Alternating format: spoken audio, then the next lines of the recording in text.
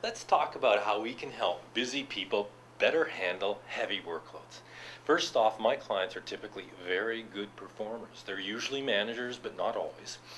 The challenge is this: they're facing unprecedented pressure to do more with less. The immediate demands in their time are never ending. And what's happening is this: longer term, more strategic priorities, things like coaching their people, process improvement projects, business development opportunities, these sorts of things are getting pushed to the back burner more often than they want them to. What I help them with is answer the question, what can I do differently?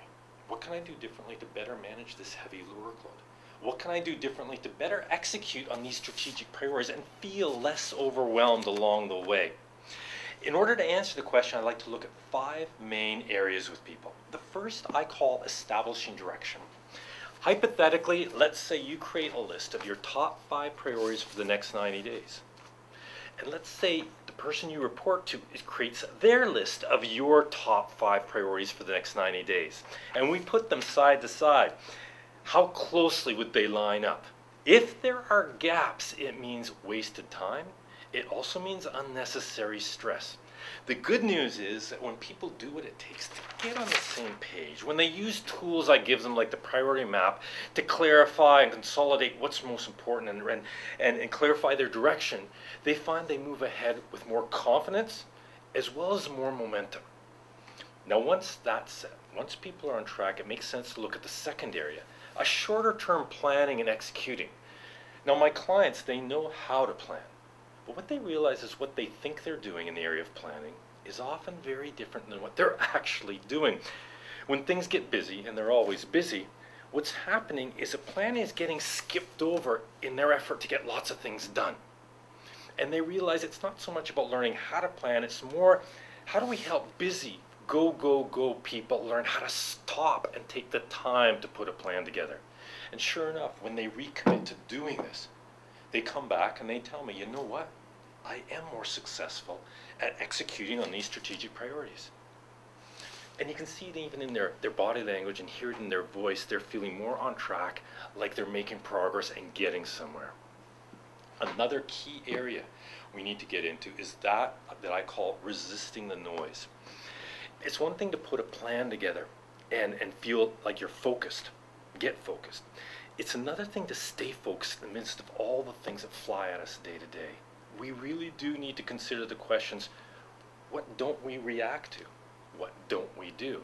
Where is good enough good enough? And people learn a couple of things. They learn, well, one thing they learn is it's impossible to achieve the high priorities without resisting the noise and letting go of some of the lower priorities. They also learn that doing this isn't nearly as difficult as they thought it was going to be.